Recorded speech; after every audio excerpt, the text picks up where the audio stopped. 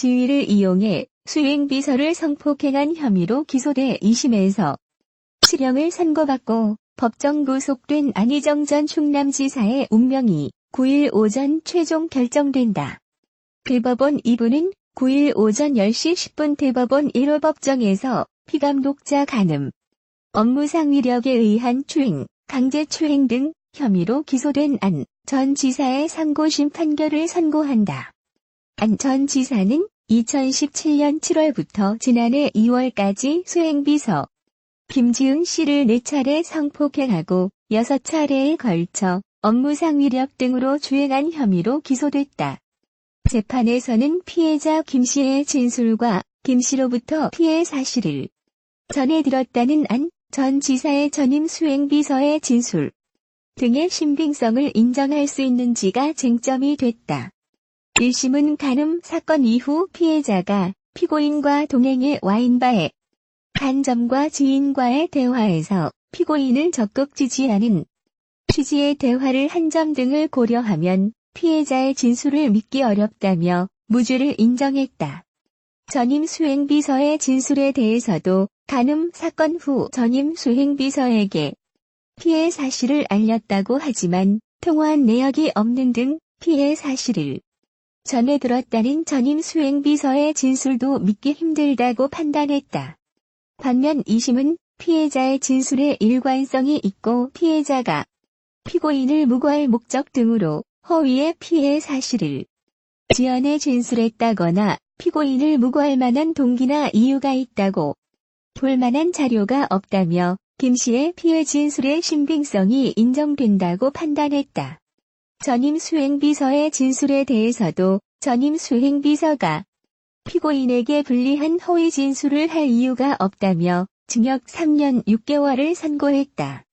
진술 신빙성 문제는 상고심 재판에서도 최대 쟁점이 될 전망이다.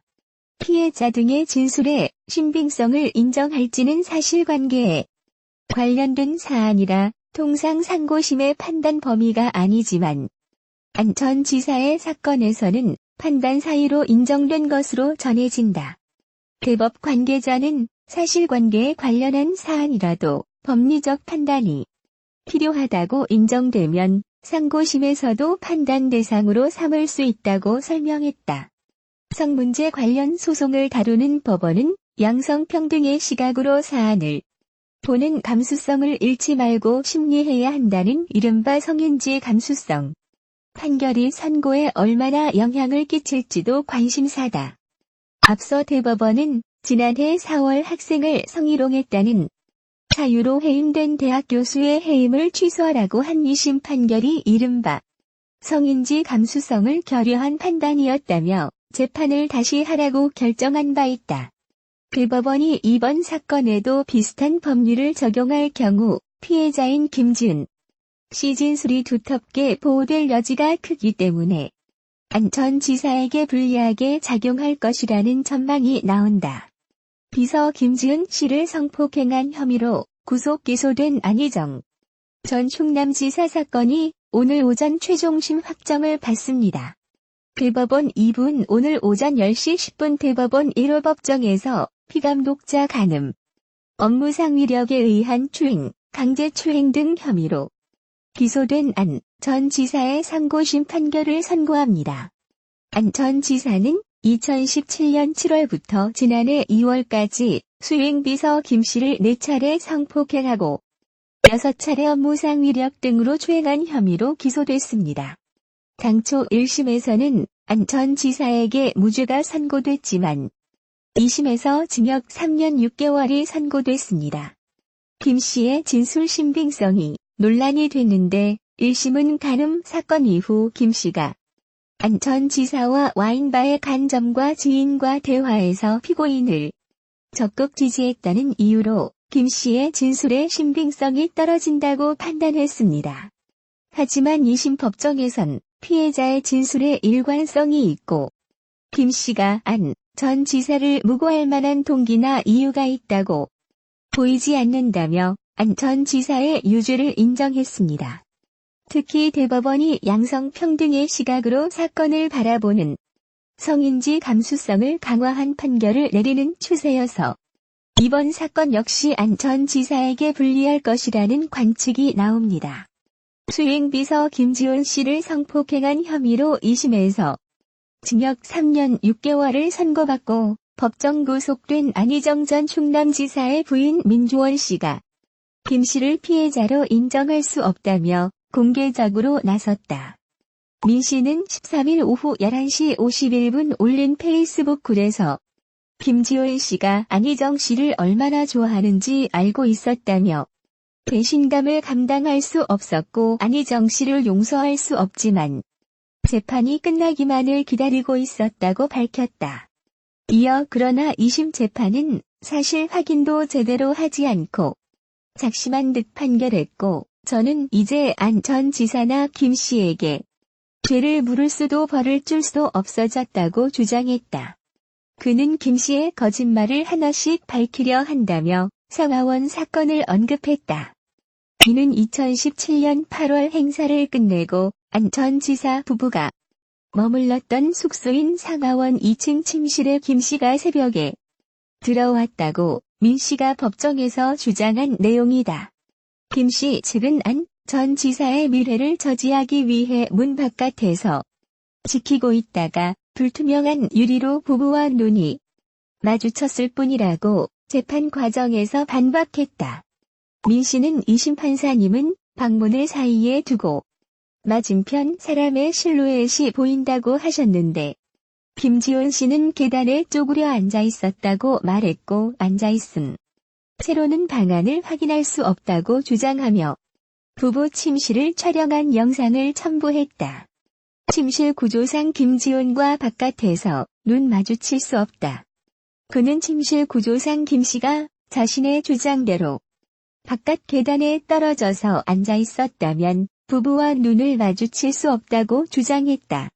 문이 두꺼운 나무로 만들어져 있는 데다가 침대와 문 사이 장식장이 있어 일어서서 돌아 나가지 않으면 문을 바라볼 수 없다는 것이다. 그러면서 문 밖에서 대기하다가 문 위에 있는 불투명한 창으로 누군가와 눈이 마주친 듯해 다시 계단을 내려갔다는 김 씨의 주장은 거짓이라고 강조했다. 그러면서 성폭력 피해를 입은 사람이 수행비서의 업무를 철저히 행하고 한중 관계의 악화를 막으려는 의도로 안희정 씨의 미래를 저지하기 위해 성폭력 가해자의 부부 침실 문 앞에서 밤새 기다리고 있었다는 김지훈 씨의 주장을 어떻게 수긍할 수 있다는 것인지 저는 진실로 재판부의 판단을 받아들이기 어렵다고 덧붙였다. 만일 자신이 위증을 했다면 벌을 받겠다고도 했다. 김지훈 측 이미 법정에서 나온 내용 2차 가해 유감. 이에 대해 김지훈 씨 측 변호인은 민 씨의 글에 대해 2차 가해라며 강하게 비판했다. 변호인은 중앙일보에 보낸 문자 메시지에서 새로운 사실이 아니라 공개된 1심 법정에서 이미 다 주장했던 증언이라며 항소심에서 신빙성에 의심이 있고 다른 객관적 사실에 뒷받침하여 배척당한 것인데 페이스북에 글을 올려 이렇게 2차 피해 가하는 것에 대해서 매우 유감스럽다고 밝혔다. 김지훈 씨는 신간 미투의 정치학에서 추천서 형식의 글을 통해 자신의 성폭력 사건에 대한 입장을 밝혔다. 그는 마지막 희망을 품고 대선 캠프에 들어갔지만 성폭력을 당하고 사람과 세상으로부터 격리됐다며 미투는 마지막 외침이었다.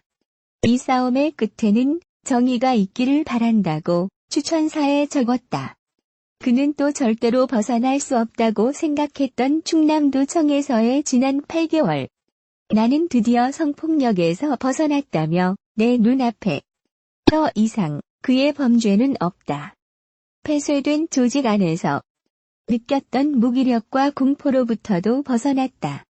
다만 부여잡고 지키려 했던 한 줌의 정상적인 삶도 함께 사라졌다고 밝혔다. 앞서 2심 재판부인 서울고법 형사 12부는 상하원 사건에 대해 민 씨 주장의 신빙성이 떨어진다고 보고 받아들이지 않았다. 민 씨가 안 전 지사의 아내인 점과 피해 사실 폭로 직후 측근에게 김 씨의 평소 행실에 대해 자료를 모아달라고 지시한 점 등을 고려해서다. 이 사건은 안 전 지사 측이 상고해 대법원의 판단을 기다리고 있다.